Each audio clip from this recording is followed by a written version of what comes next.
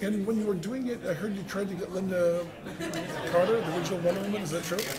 Yeah, but not for Wonder Woman. We tried to get her, I think, for Hera, just, to kind of give a little nod to her and her role in bringing Wonder Woman into the public eye.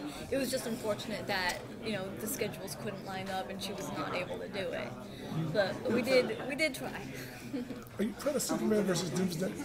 I am. It was a good movie in my opinion. Of course, I'm not familiar with the original source material, so when I watch it, I just watch it for what it is.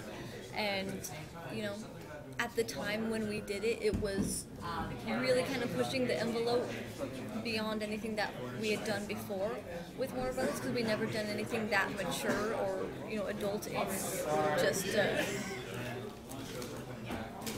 I guess not being terribly child oriented, not being very simple in story. It was more complex and emotional as far as the character interactions, and so just being the fact that it was pushing for something more than just Saturday morning cartoon type material is what really makes it stand out for me.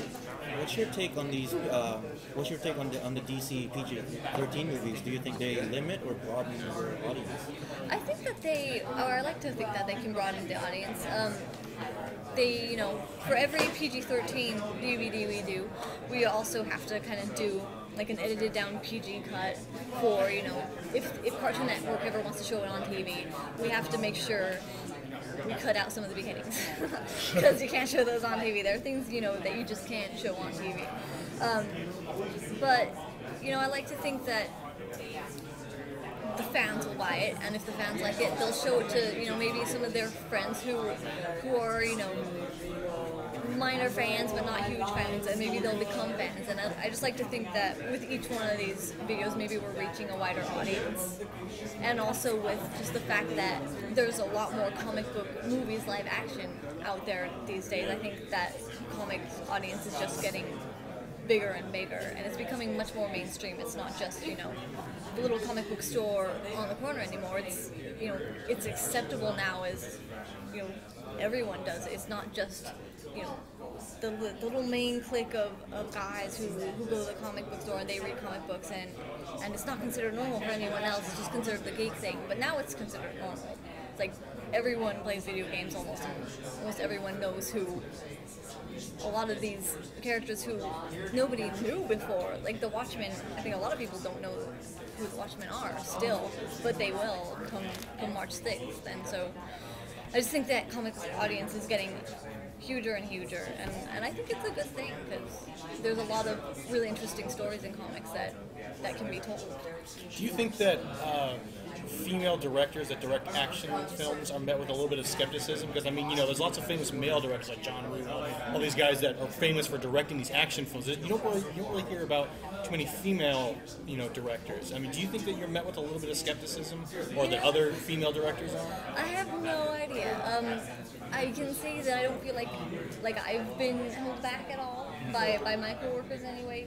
Like they've all been really supportive of me, and Bruce single-handedly has been probably the biggest supporter of my work, and almost he gave me this job doing Wonder Woman on his own practically. So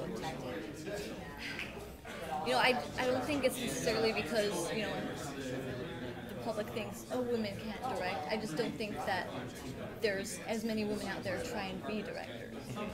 And I don't know if it's, the family thing, like maybe it's more accepted that women stay home and take care of the baby, so they can't dedicate their entire life to doing these films and working ridiculous hours. But I think more and more, women are getting bigger, more prestigious jobs, and I think it's just a matter of time until more women do, I guess, directorial type jobs. And as far as animation is concerned, there's just not a whole lot of women in animation in general. I don't know if it's because girls don't like cartoons as much. All I know is I never really thought it was different or weird. I liked cartoons, at the same time that my other female friends were maybe moving on and reading Teen Bop magazine or something, and I was like, who wants to read that? I gotta go home and watch Batman. So like, I think maybe it might be a psychological thing, but I don't know. I don't know what the real answer is for it, why there aren't as many women directors and men. But well, not just many directors, but I just mean they're not associated with those kind of, like when you think of female director, like Penny Marshall or something like that, you know, where it's just like, you know, there are certain directors that are associated with action movies and they're good action, and there just really aren't too many notable female ones that are associated with action directing. Oh, that's true. Well, I think one of the things is women tend to be more like emotional driven, and men can oftentimes be visual driven.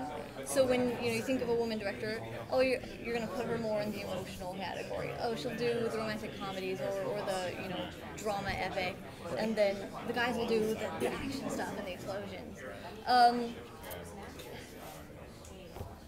I just like them both. How did you get into animation directing? Was Legion of Superheroes your first? Yeah, that was my first job directing, and when I started storyboarding, I didn't really go into it thinking like I'm gonna be a director. This is just one step on the ladder. I just kind of, I knew I wanted to be in animation, and I thought storyboarding was fun, and so I just went into it, and I was doing it, and I just wanted to do it the best I could, because I enjoyed it, and it was just out of like the niceness of James Tucker that he kind of offered me that job, and I'm like, well, it just means that I can do more. So I took the directing job on Legion, and I just kind of moved on since then, doing both storyboarding and directing. It's kind of good to go back and forth between the two, because you don't want to get too out of touch with the storyboarding aspect of it, because it's a huge part of directing. It's pretty much what directing is as far as animation is concerned. So yeah, you just kind of you need to know the basics of the storyboarding, and then you can kind of move on to directing. You're talking about the differences between men and women, or perhaps reasons why they direct or drawn to certain materials. When you do a film like Wonder Woman, do you think of your audience in any different way? Do you think of an appeal to girls or to women having an additional value over if you're working on Green Lantern or Legion or Batman? Well, I think that is a possibility. I think, at least with younger girls, because I know all I can really talk from is experience, but as a young girl myself, I wanted to watch stuff that had like female characters in it that I could relate to. If it was just an all-male cast, I kind of lost interest, and I was like, boys, who likes boys? And so I think that doing a female-driven movie gives more opportunity to invite young girls to watch it. Did you shape the story in any particular way with that in mind? Not really.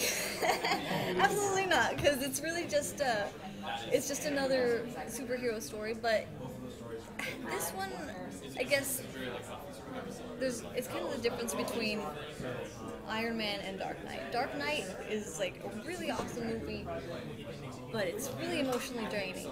And Iron Man is a really awesome movie too, but it's one that you can watch over and over again. And that's kind of what I feel like Wonder Woman is. It's that movie that you can pop in the DVD player at any time and watch it over and over again. And being that it's kind of lighthearted and fun, I think it appeals to adults and the geek audience, but it can also appeal more easily to the younger audience than the really gritty drama, epic, dark sort of thing that might kids might start crying at or just not want to watch.